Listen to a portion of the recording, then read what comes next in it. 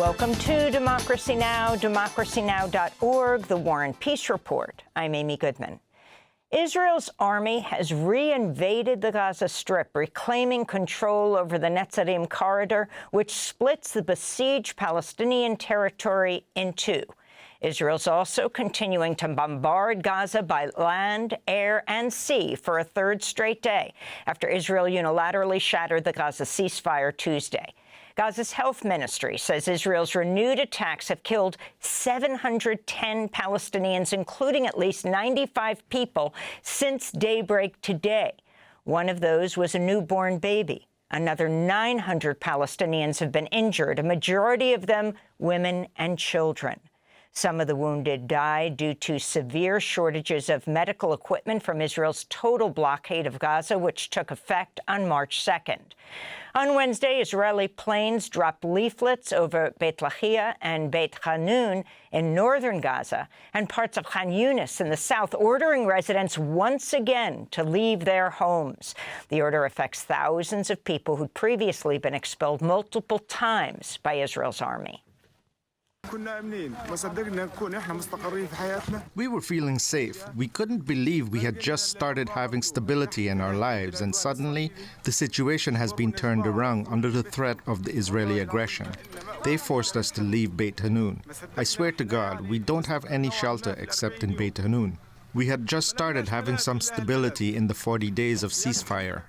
The United Nations has condemned the Israeli killing of one of its workers Wednesday. 5 others were wounded, several severely, in the airstrike on a UN building in Deir al-Balah. UN Secretary-General Antonio Guterres called for a full investigation. UN official Jorge Moreira da Silva said the UN compound is located in a deconflicted zone, he said, well known by the Israeli Defense Forces. In my opinion, this was not an accident. It cannot be categorized as an accident. It is at least an incident. What is happening in Gaza is unconscionable. I'm shocked and devastated by this tragic news. A group of lawyers has launched a global coalition that'll seek to pursue legal action against Israeli dual nationals accused of being involved in war crimes in Gaza. The International Center of Justice for Palestinians said it'll use domestic and international law against Israeli soldiers and others, quote, spanning the entire Israeli military and political chain of command, unquote. Meanwhile, the U.S. is continuing its bombing of Yemen. On Wednesday, Trump vowed to annihilate the Houthi group after it announced it would resume strikes on commercial targets in the Red Sea following Israel's withdrawal from the Gaza ceasefire. Israel said it intercepted a missile launch from Yemen earlier today. Thousands of protesters across the U.S. and around the world are taking to the streets after Israel unilaterally pulled out of the Gaza ceasefire. This is a demonstrator who joined a rally in Tunisia's capital Wednesday. We call on Arab people to take to the streets and bear their historical responsibilities because Palestine is the fortress of struggle and the fortress of steadfastness. And the Yemeni people are the last wall of resistance in the face of American aggression and in the face of Zionist aggression. Ukrainian President Volodymyr Zelensky said Wednesday he's ready to pause attacks on Russian fuel depots and energy infrastructure following a phone call with President Trump. His pledge came a day after Russian President Vladimir Putin similarly agreed to halt attacks on Ukrainian energy sites during a call with Trump. However, Putin rejected a proposed 30-day ceasefire and insisted any deal should include an end to military aid and intelligence sharing with Ukraine. During Wednesday's call with Zelensky, Trump reportedly proposed the U.S. could take ownership of Ukraine's nuclear power stations, like the Russian-occupied Zaporizhzhia plant, the largest nuclear power plant in Europe. Meanwhile, Russia and Ukraine each exchanged 175 prisoners of war Wednesday in one of the largest prisoner swaps since Russia invaded Ukraine over 3 years ago. Some of the POWs have been held in Russian jails since the start of the war.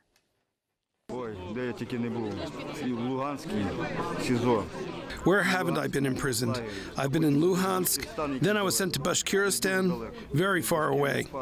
It was the hardest there. We were tortured there very hard. Boys didn't make it there. Some even lost their minds. A new report from the UN's Independent International Commission of Inquiry on Ukraine finds Russia's committed widespread and systematic attacks on Ukraine's civilian population, including enforced disappearances and torture that constitute crimes against humanity. In North Dakota, a jury ruled against Greenpeace Wednesday, ordering the environmental group to pay $667 million in damages in a defamation case brought by Energy Transfer. The pipeline company claimed Greenpeace organized the historic Standing Rock protests in 2016 and 17, which were led by indigenous water and land defenders. Lawyers for Greenpeace are appealing the ruling. This is Deepa Padmanabha. I'm not surprised. I mean, when you look at the original complaint and this revisionist history of how Standing Rock came about and Greenpeace's role, this is another revisionist history of what this case was about and what the outcome symbolizes. This is an attack on the First Amendment. This is a very blatant attack. We'll speak with environmental lawyer Steve Donziger after headlines. President Trump's expected to sign an executive order today to begin dismantling the Education Department, according to reports. The department cannot be formally shut down without congressional approval, but Trump's order would further slash its workforce, restrict its authority, redistribute some of its key functions, and hand over more decision-making authority to states and local school districts. The Trump administration's already cut the Education Department's workforce roughly in half. In other education news, the American Federation of Teachers is suing Trump's Department of Education for shutting down income-driven student loan repayment plans used by millions of borrowers. The union accused the Trump administration of effectively freezing the nation's student loan system. Separately, two parents and a national disability rights group last week filed a lawsuit accusing Trump and Education Department head Linda McMahon of sabotaging civil rights enforcement in education by firing the agency's investigators and lawyers who handled discrimination complaints at schools. Meanwhile, the Justice Department has removed a number of guidelines explaining how businesses can comply with the landmark Americans with Disabilities Act. The ADA.gov website had pages removed explaining accessibility requirements for shops as well as guidance on mask wearing to protect against COVID. Federal immigration agents detained a Georgetown University postdoctoral researcher in peace and conflict studies this week, told him his visa was revoked and are trying to deport him. Badr Khan Suri is an Indian national on a student visa. Suri's wife is Mafez Salah, a U.S. citizen from Palestine and a Georgetown student who in recent weeks came under online attacks by pro-Zionist websites. She's the daughter of a former political advisor to the Hamas government. Suri's lawyer says the pair is being targeted because they've spoken out for Palestinian rights. The University of Pennsylvania is the latest school to be targeted by the Trump administration, which announced it's suspending $175 million in federal funding to the Ivy League university as a penalty for allowing transgender athletes to compete in women's sports. The UPenn news comes as Columbia is reportedly on the verge of acquiescing to Trump's 9 demands issued in order for his administration to restore $400 million in funding. The demands include banning face masks, ramping up Columbia's law enforcement authority, and placing the Middle Eastern, South Asian, and African Studies Department under academic receivership or external oversight. Trump set a deadline of today for Columbia University to respond. Princeton University President Chris Eisgruber is calling on, quote, universities and their leaders to speak up and litigate forcibly to protect their rights, unquote. In a piece for The Atlantic, he calls Trump's attack on Columbia the greatest threat to American universities since the Red Scare of the 1950s. Eisgruber added, quote, robust federal funding helped make American universities the world's best, but it also created a huge risk, unquote. Meanwhile, the University of California said Wednesday it'll stop requiring diversity statements in its hiring and imposed a system-wide hiring freeze amidst threats by President Trump to withhold federal funds. In more news about Colombia, a judge has transferred Mahmoud Khalil's case to New Jersey, where it'll be overseen by President Biden-appointed Judge Michael Farbiage.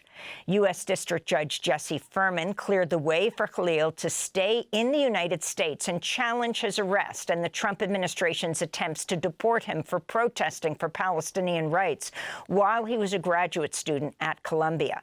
Khalil is a permanent U.S. resident. He had a green card. He was arrested in Manhattan but detained in New Jersey when his lawyers filed suit.